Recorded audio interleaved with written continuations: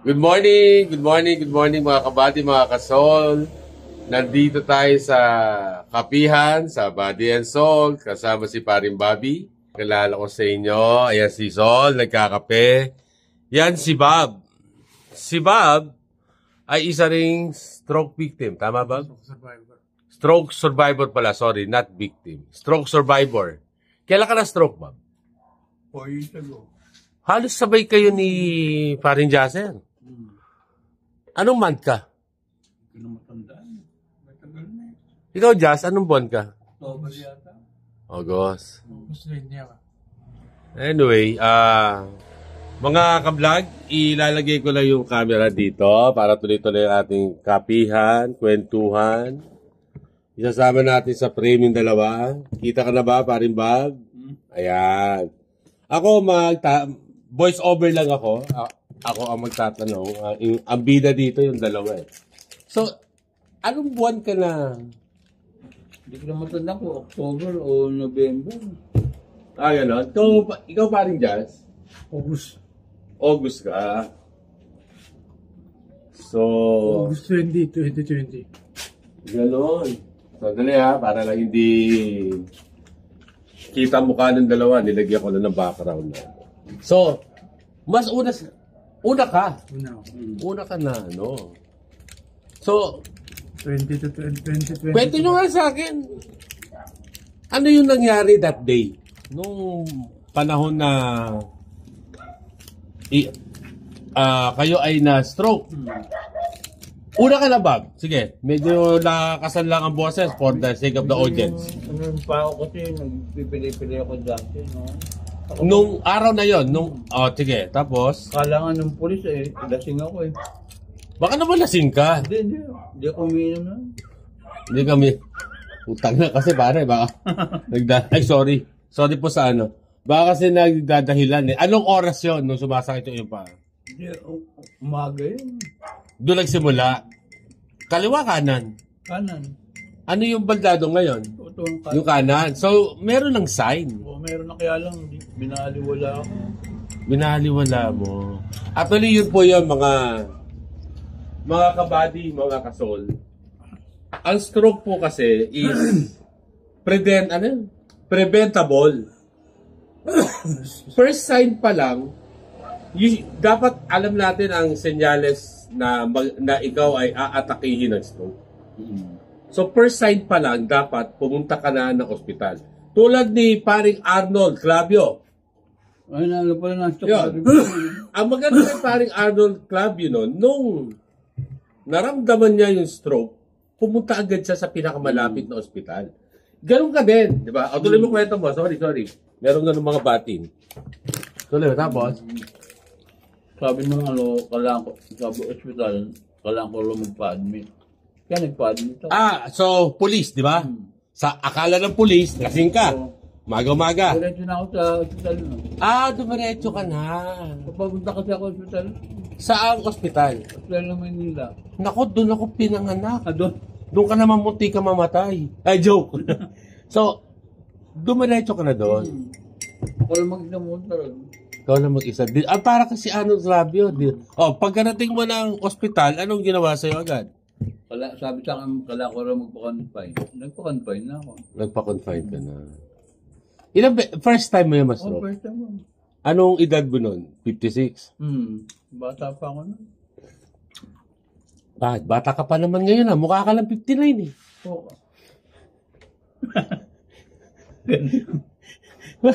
Di ba ba? Bata pa ako, wala pa akong ngipin to. Subukan pa lang ako. Subukan pa lang. Tapos? Depression kasi. Hindi. Tuloy natin kwento. Nung na-stroke ka, ospital ka, paano yun? Paralyzed ka na kagad? Oo, yung nanghina yung ko, yung hindi pa nagbago, sabi na mataas daw ng BP ko. Ilan ang BP mo? 240 over Naku po. 200. Naku po! Tingnan mo na buhay pa to. Buti nga. Masamanda mo ka din ng araw, no? Hindi, gano'n shock ko dahil kakaisip ko sa miss ko. Oh. Saka nung trabaho, yung iniisip ko magkatrabaho ulit. Ganun. Hirap talaga. ko. Yeah. Actually, enterprise lang ako. Sa isang lalaki kasi pag nasa 50 ka na pare, di ba? Napakahirap pag hindi ka na makapag-provide sa iyong pamilya. Yun naman, mahirap. Di ba pare? Ang sakit noon, walang lalaki o walang ama na ayaw mag-provide o na hindi niya ginusto na wala siyang ginagawa para sa pamilya niya. Napakasakit kaya sa isang lalaki, ha? Kahit gaano ka walang iya. Masakit ang hindi ka na nakakapag-provide sa iyong pamilya. Masakit yun. Tulad si Paring Pab, dun sa na-stroke. Si Justin, iba ang kwento rito, kaya ito na-stroke. Gusto mo ikwento ko dyan? Hindi, kinuwento niya sa akin eh. Kaya ito na-stroke, pinalo na electric fan.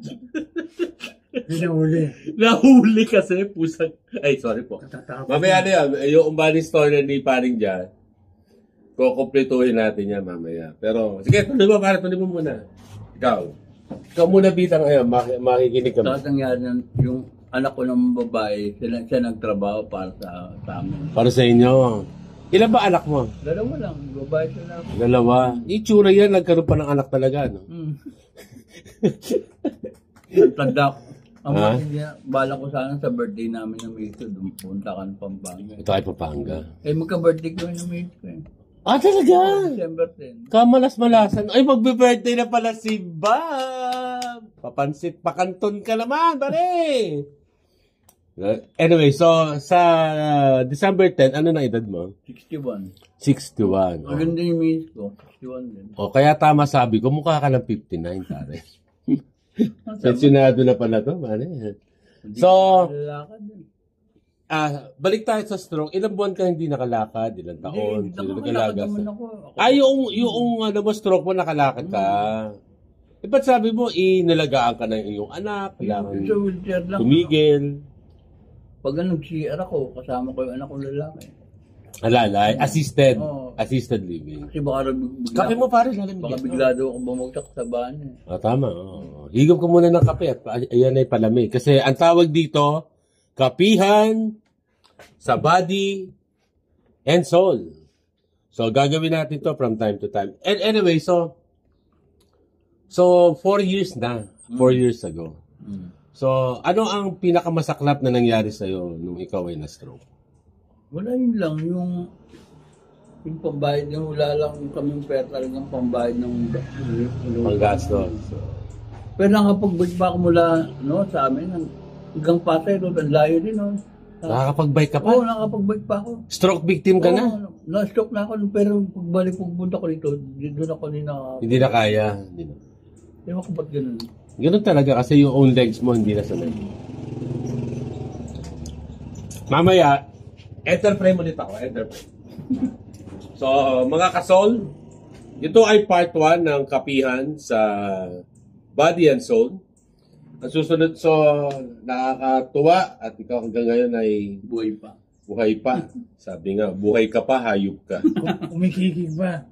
Hindi, totoo yun. Dumidila. Mga fighter, sabi nga, we will fight till the end. This is our man. Isa ring stroke survivor. Nagkataon, kaibigan ni Paring Jazz. Part 2, ay ang kwento naman ni Jazz. Ihanda na ang inyong mga panyo, mga tissue. Kumot, pagkat babaha ng luha, nagagalit Tawel. ang baling presidente natin, lahat ng lagusan ng baha ay pinapalinis na niya. Pero mamaya, part 2 nito, ang kwento ni Jasser, babaha ulit. Delubyo dahil sa pag-iyak nyo. Babaha ng luha. See you soon. Hindi pala, see you later, not soon. See you later mga kabady, mga kasol, para sa part 2 ng Kapihan sa Body ni Soul. Cut muna natin. Ako rin ang taga-pindot.